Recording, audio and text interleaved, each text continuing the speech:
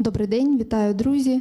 Медіа-центр України в Укрінформі продовжує свою роботу. І зараз у нас у студії народний депутат України Іванна Клympush-Tsintsadze. Я вітаю вас, пані Іванно. І тема нашого брифінгу – це звернення Верховної Ради України до країн світу з вимогою визнання Російською Федерацією терористичною організацією. Пані Іванно, розкажіть, будь ласка, чому це важливо і як це працює? Дуже дякую, колеги. Ми разом з вами спільно і зі світом. Thank you very much, dear colleagues. Jointly with you and with the whole free world, we have achieved serious pressure against Russian Federation, but of course, Russia deserves full isolation, and so we believe that it should not be part of G7 or G20.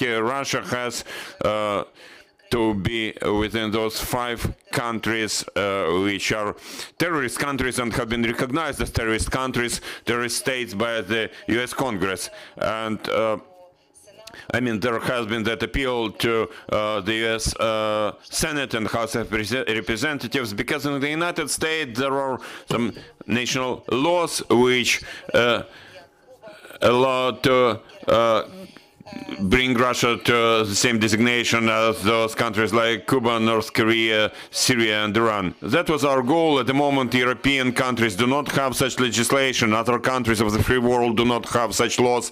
So we hope that as the US Congress acts, we will also achieve that Russia will be recognized as a terrorist state by other countries. And to that end, we prepared that resolution which I initiated, and I'd like to thank leaders of parliamentary factions, most parliamentary factions who joined us in signing it, as well as other parliament members. I would also like to thank our colleagues from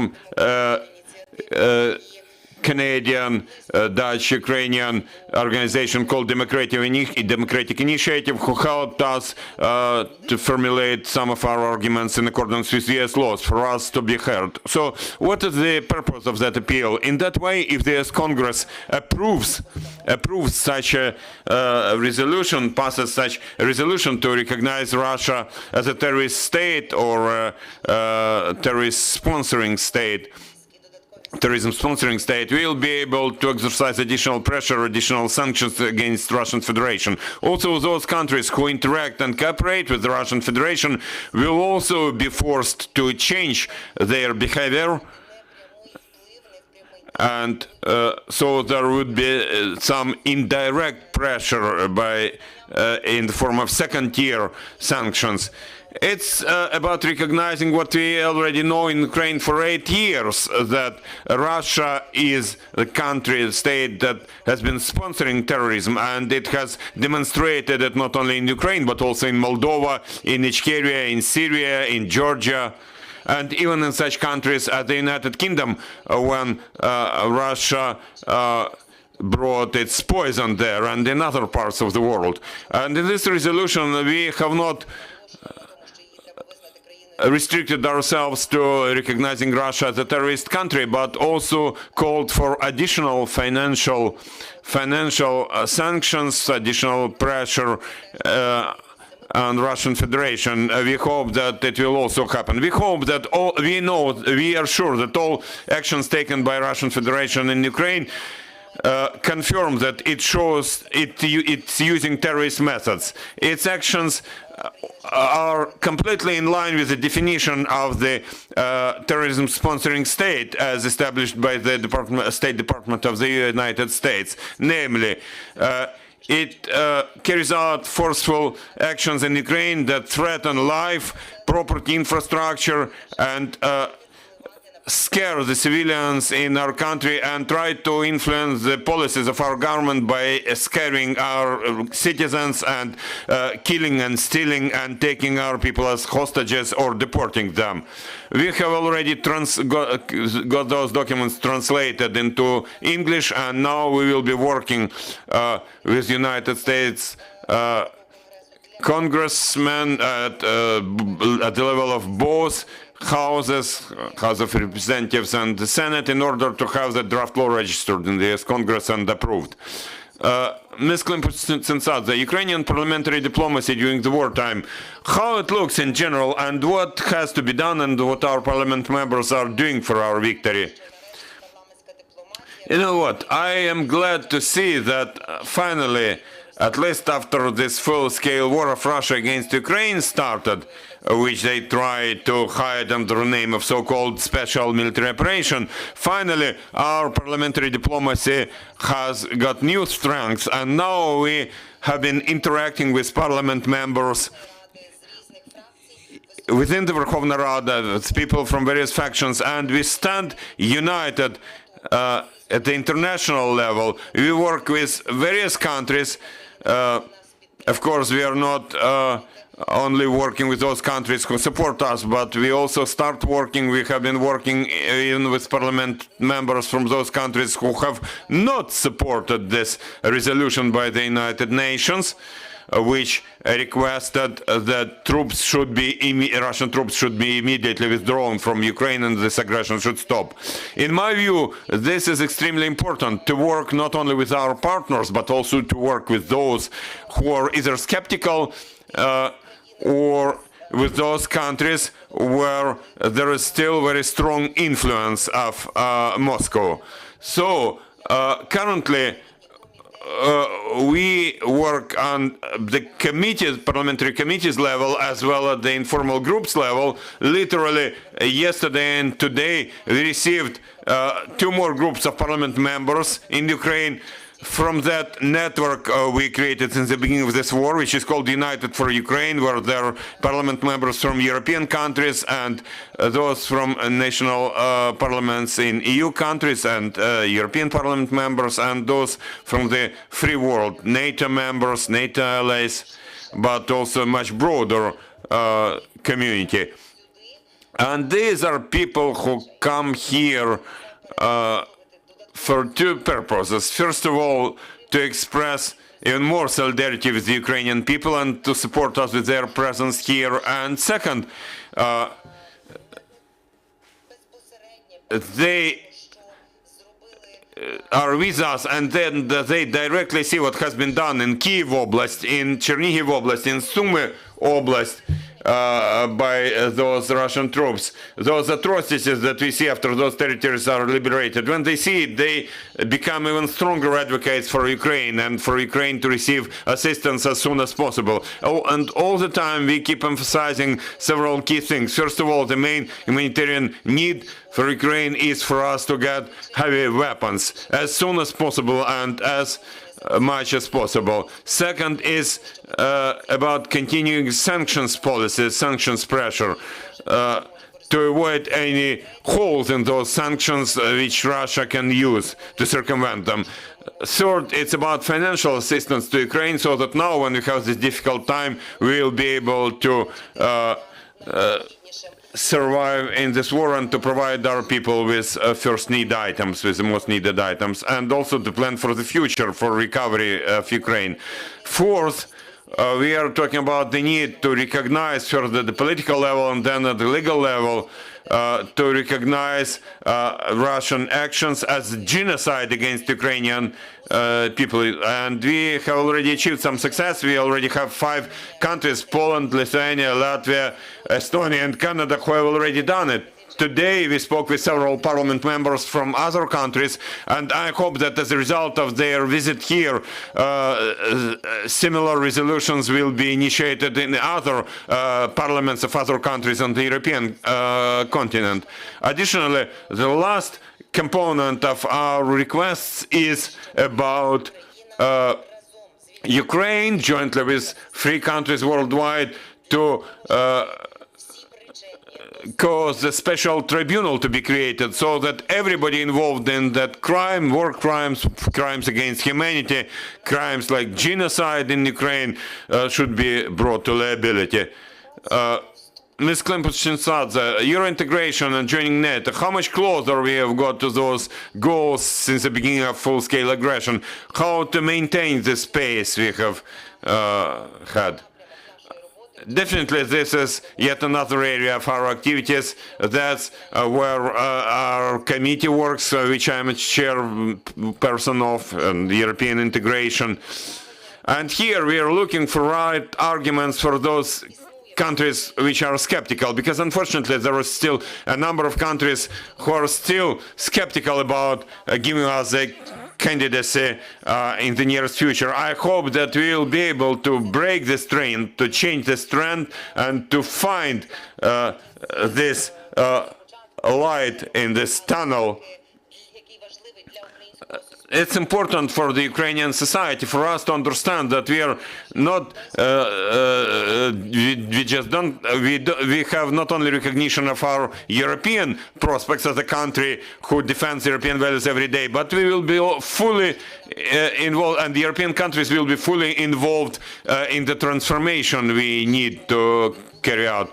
So, of course, there have already been some serious radical changes in many countries' attitude towards such political decision. We understand that this candidacy status is about a political decision, and it will be a political decision, but there is still a lot of work to be done, so we try to interact as much as possible, first of all, with those countries who have been skeptical. Now about NATO.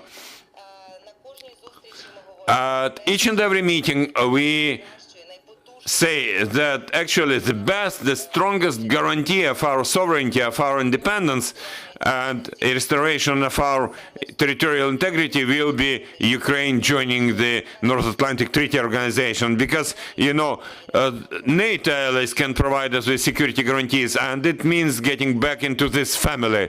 One of the processes of European integration is, say, about some closer prospects, while Euro-Atlantic integration, I'm sure that there are also good prospects, but it will need many countries to be persuaded. Thank you, Ms. Klympush-Tsintsadze. Dear colleagues, you can ask your questions. Please use the microphone and introduce yourself.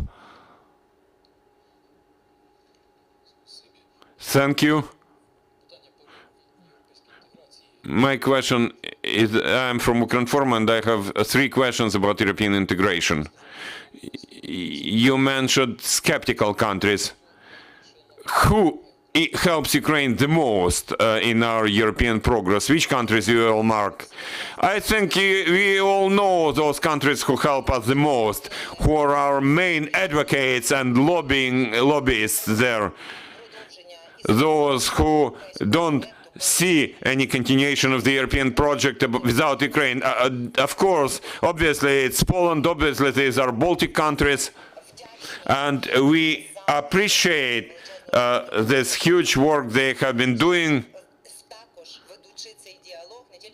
By the way, it's also about the dialogue. They do not only expect that Ukrainians will persuade others, but also they run dialogue with other countries, other EU members. There are also other countries who have already clearly mentioned that they will support this course. There is Croatia, there is Czech Republic, there is Romania, but still we understand that unfortunately there are some countries who are still in doubt, where their leaders even make some public statements, as, for example, recently Austrian leader, Prime Minister of Austria, made some public statement about some reservations about Ukrainian candidacy. We understand that. And, you know, we are all responsible people. We should all behave in a very responsible way as a country. We understand that there is a waiting line of those countries who have been knocking at the door of the European Union, in particular in Western Balkans. And we understand that today we should take into account to the maximum extent interests of all those countries who carry out their internal reforms to become part of Europe. By the way, in that sense, I would like to also say something. Maybe it may be a surprise for us, but I'd like to mention Italy. Currently, Italy has taken completely clear position that yes, doors should be open for Ukraine now for us to join the European Union very soon. One more question. You personally, when you analyze the current situation, can you quote any timeline when Ukraine is to become an EU member. No, I cannot. I have never, during all my work in this area, I never quoted any specific time when we should have visa-free regime or something, even though I knew more than most of the people. Why don't I quote those timelines? Because such decisions and such process depends on the number of factors, both external factors, and here, we can see how events develop and how the views change among politicians worldwide. And by the way, what is important now, politicians take into account what their citizens think. And we would like to thank those citizens of the European Union who show that high level of support, which we also saw in that survey yesterday. There was very high level of support for Ukraine's membership in the EU among EU citizens. I think it will be of fundamental importance for politicians to continue that work. But speaking about the timing when we are to become the EU member, it will depend not only on external factors, but also on how quickly we will go and how united we will be in that transformation. We should not be a weak member of the European Union. We should feel confidently, we should feel equal at par with all other EU members. That's about a huge amount of work. For example, in the case of Slovak Republic, they did it very quickly, but it took them 3 years. I'd like to believe that we would not exceed that time frame between candidacy and membership. Thank you. And my last question from Ukrinform is this. On this way, what is the role to be played by the parliament in this process of Ukraine, of getting the candidacy status by Ukraine? Part of the process of getting the candidate status with the European Union is about bringing our legislation into compliance with the European laws. So I hope that we'll finally be heard, and I hope that the committee of which I am a chairperson will finally receive proper authority to not only have its opinions taken into account at the first hearing of the draft law, but also at the second hearing. And maybe we'll change our approach toward the functioning of our committee, the way it happened in other countries who moved towards membership, when there were sectoral committees delegated to such parliamentary committees in order to work to the maximum extent on those draft laws before the second hearing, the second reading, so that there would be no problems, I would say, in a diplomatic way, which would violate the European laws. This is a huge amount of work. We'll need experts and funding, financial assistance, and we'll need our unity, not only in our mood towards that membership, but in working to go through this process as soon as possible. Any more questions? No more questions. Thank you very much, Ms. Klympush-Tsintsadze, for finding time joining us. And I would like to remind you that at 3 p.m. we'll have a briefing with Tamila Tasheva, permanent representative of the President of Ukraine in the Autonomous Republic of Crimea. So stay with us. Thank you.